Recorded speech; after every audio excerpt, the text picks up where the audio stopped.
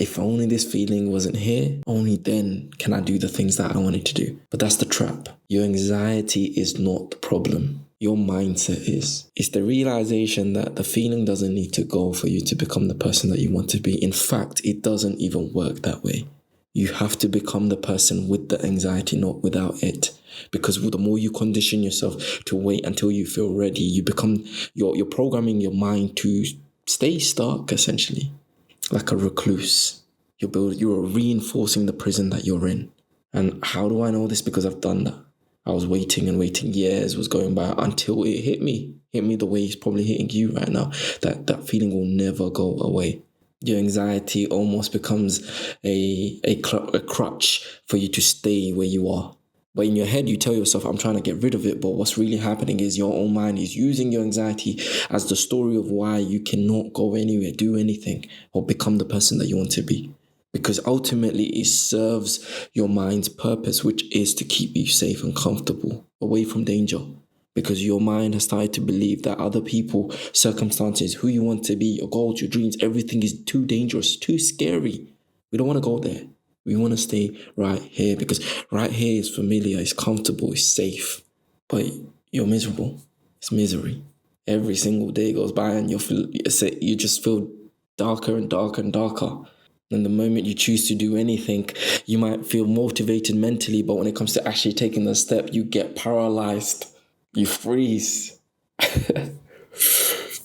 But what if I told you you can train yourself to step into the most highest form of anxiety there is? You see, I was someone who was stuck looking out the window to someone who now makes videos. I've done a lot of crazy things to get here, to expose myself to anxiety, to understand why am I so afraid of it? And can it really stop me? And the answer is no, it can't. It can't stop you. That's not even the problem. If anything, anxiety will always be there when you're about to change your life. Always. Whether you're someone who struggles with it or not. The people that don't look like they're struggling with it, struggle with it. Even at the stage I'm at now in my life, alhamdulillah, Rabbil Alameen, understand that. That means all praise to God. Understand that at the moment I'm choosing to change my life again, anxiety is there already for me. Because any time you choose to step out of what you know, your comfort zone, anxiety will be waiting for you there. So if you're waiting for anxiety to go away, you will choose a life with no growth. That means your life would stay the same. Some of us, there's a saying, people make changes when the pain of staying where they are becomes greater than the pain of going after what they want. That means you either learn what I'm teaching you now and embody it and practice it in your day-to-day. How? I'm going to share with you. Or you wait for life to collapse on top of you until you get to a point where you're sick and tired of being where you are right now because it's too painful. And then it's almost like the pain, the anxiety that you're going to face, or the fear that you're going to face going after who you want to be, what you want in your life, is minimal compared to the pain of you staying the same. And you're probably already reaching that point, and that's okay. But I'm here to tell you, you can train yourself to become that person who takes action despite how you feel. And in fact, for you to make your dreams come true, to become that person that you keep dreaming about, you need to embody those traits. Learn to embody those traits. How? Let's get to that. So, you have to start small. Your dreams are like up here, mountains. So if you keep focusing up here, you're just going to be in this stage of dreaming. So you need to bring that dream back down here where it feels normal. And I'm going to use this analogy that will help you understand. If you've never trained before in the gym, I want you to just imagine, you'll get the analogy regardless. So imagine being able to push 100 kilos on the bench press. Bench press is that flat thing that you lay on and you push the weight out of the bar. Imagine wanting to push 100 kilos on that bench press. That would require practice, discipline, commitment, and it will take you time to get there. But imagine the physique that comes along with pushing 100 kilos. Your chest will be huge, your muscles will be big, you look strong, you will feel strong. Now imagine someone who's in the stage 0, the beginning. They're looking at that way and they're thinking, I need to learn to push that. And that's all they think about. But the truth is, for them to get there, there's many small steps that will get them there. Many small days, commitments, every single day, maybe 4 times a week, going to the gym, lifting that weight, going again and again and again. Commitment is needed. So you have to start where you are. So how do you do that? You have to look around you. So in the gym, you will start with the empty bar because that's step 1. And then you get your form right, then you add 0.5 every single time you go back. And before you know it, 6 months later, you're lifting a lot of weight. So it's the same process with your dreams. Your dreams are big, 100 kilo weights right now. If you try to go after that, you will crumble because your body, you're physically, emotionally, mentally not ready for that. So what you need to do is train yourself for step 1, then train yourself for step 2. And before you know it, that 100 kilos becomes the next step because you've trained yourself for it. Yeah. And you might even feel like, but man, as you don't understand my dreams, I need to do that. I need to get to 100 kilos. Stop sabotaging yourself. The more you focus on the mountain, you're sabotaging yourself. This is a way that your own mind sabotages you. Because essentially you look so high, you're like, I want to go there. And then when it comes to taking the step, that's a big leap. That's like 100 kilos on the bench press. You're not going to make it. You might magically pull it off somehow, but is it sustainable? No.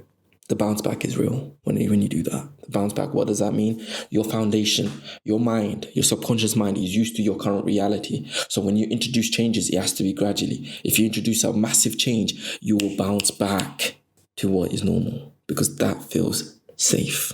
This will feel like you're in the ocean, in the middle of the ocean, and you have no way to survive. Literally, that's how it feels in your body. Your mind constantly panics, and then you self-sabotage.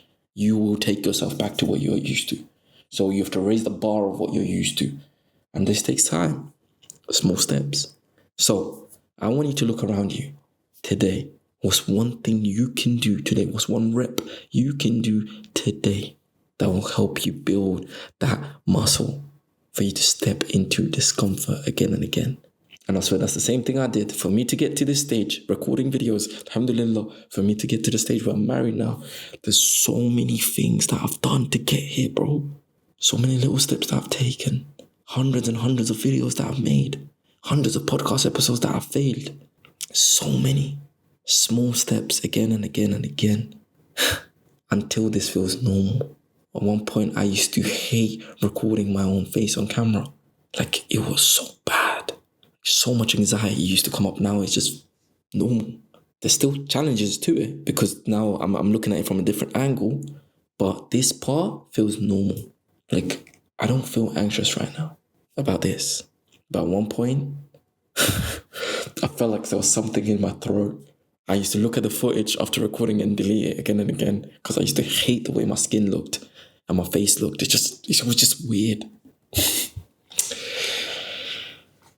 So remember, your anxiety is not the issue. And I get it. When you're in that stage, it feels like the feeling needs to go away for me to take the step. It's not. That's the trap. The trap is the belief that it needs to go away. It doesn't. And even at my stage now, when I introduce a big step in my life, I get anxious, I get nervous, I get scared. Everything comes up. It's how you learn to process it. I've been pushing 100 kilos, but it never gets easy. If anything, you learn how to deal with the weight.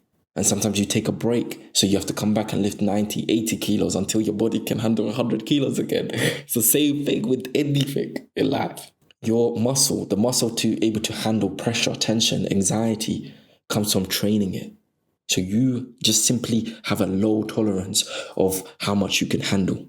And you need to build your tolerance step by step.